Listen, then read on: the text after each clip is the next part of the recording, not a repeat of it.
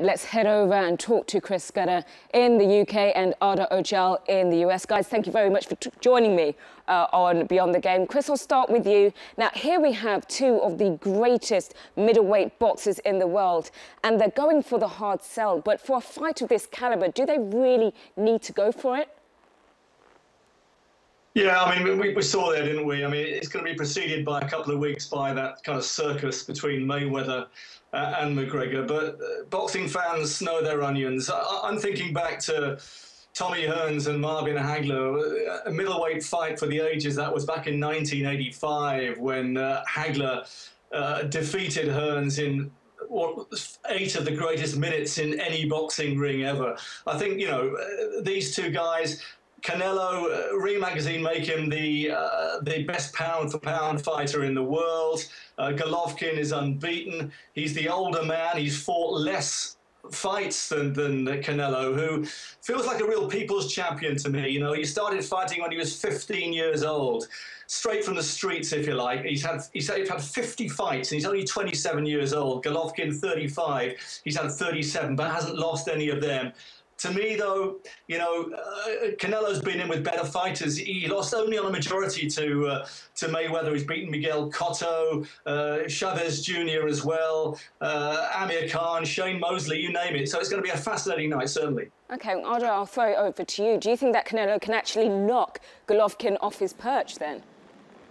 I think both of them have knockout power. I think it's going to be a matter of who can land that punch first. I really do think this fight will go inside the distance. I really don't see this one going to the judges' scorecards. But I agree. I think that Triple G has fought the weaker competition of the two. And in their last fights with Daniel Jacobs, he showed that he has some weaknesses in his game, perhaps because he's 35 years old or just perhaps due to wear and tear inside the ring.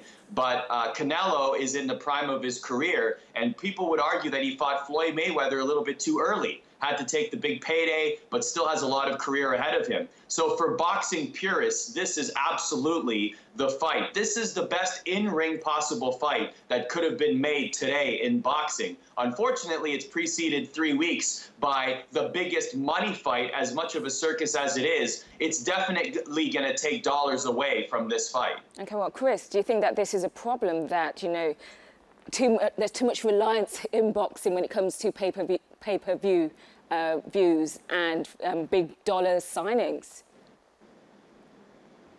Yeah, I mean, it's market-driven, isn't it? And people are going to be kind of fascinated to turn on just to see whether the street brawler can actually land a punch on Floyd Mayweather. We don't think he can, and no one's given him a chance, really. But, I mean, there's just that little doubt, isn't there? People are going to tune in and say, just maybe, if the street brawler goes in and he catches Mayweather, it would be a sensation, wouldn't it? That's why it'll shift units. The all-time great, the biggest payday was $400 million. It was what, 2 years ago? It was Pacquiao against Mayweather, wasn't it? $400 million. That represents about 4.5 million pay-per-views. It's all about that. It's almost like a little competition in itself as well. But you know, Canelo, when he fought Mayweather, that shifted $150 million as well. And Canelo recently, when he beat Cesar Chavez Jr., that made $80 million as well. It's all about the money, isn't it? We saw with Anthony Joshua. You know, I think a little bit further down the line, when we get the big heavyweight matchups, as that gets established in the States, because Joshua's a new name, really, in the US. I think that'll break some records as well. But yeah, it is all about, you know, that fascination. People want to see the freak show. OK, well, Arda, is it all about the money? I mean, is this fight going to be the fight of 2017 or possibly the decade? Surely it's going to be more than just money. Come on. Yeah, for boxing purists, this is the best possible fight, and it has all the makings to be the fight of the year. Unfortunately, a lot of casual fans will not hear about it because the bark of Mayweather and McGregor is so loud that it's going to deafen the tone of any other boxing fight until it's completed. This is terrible optically for this fight because people are going to be spending their entertainment dollars, whether it's $100 for the pay-per-view like it was for Mayweather-Pacquiao, they're going to be spending it on Mayweather and McGregor because it has that freak show circus interest element. The hype is going to be perhaps the best hype for any boxing fight since the heyday of Muhammad Ali for this fight, as much of a freak show circus as it is. So the interest is going to be at an all-time high, despite, like we just heard, the street brawler taking on the boxer. Absolutely, but the money is there. It's all about the money, and people may not even hear at the casual level of Triple G versus Canelo Alvarez, which is a shame for boxing fans. Well, okay, let's actually talk about, the quality of this fight. Chris, Canelo's promoter, Oscar De La Hoya, thinks that this fight could actually become a trilogy. Now, do you think that this almost devalues this first bout?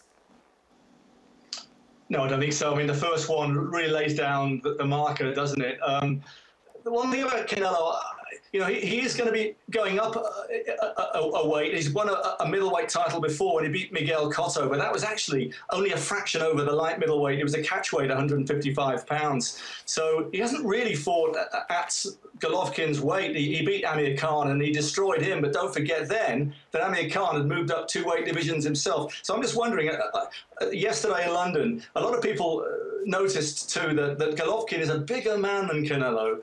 And that might, come into play on the night.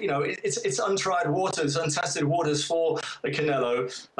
He's got the quality, we all know that. He's been in with some great names as well. But I just wonder as well, we also saw, didn't we, Kell Brook, he went in against the guy, Golovkin, he was much bigger than him, and he just had no chance, really. So, size is important. Quality is in boxing is always going to carry you a certain way. But if you're fighting against a bigger guy, then who knows? But I mean, as we've been saying, it is 2 total quality fighters, and it could be the start of. I think remember Hearns and Hagler. That only happened once, and people say, "Can we have it again?" Never happened, and it was one of the greatest fights of all time. So maybe we'll see the start of this. Will be a trilogy. Well, it's definitely one to watch, guys. Thank you for joining me on Beyond the Game.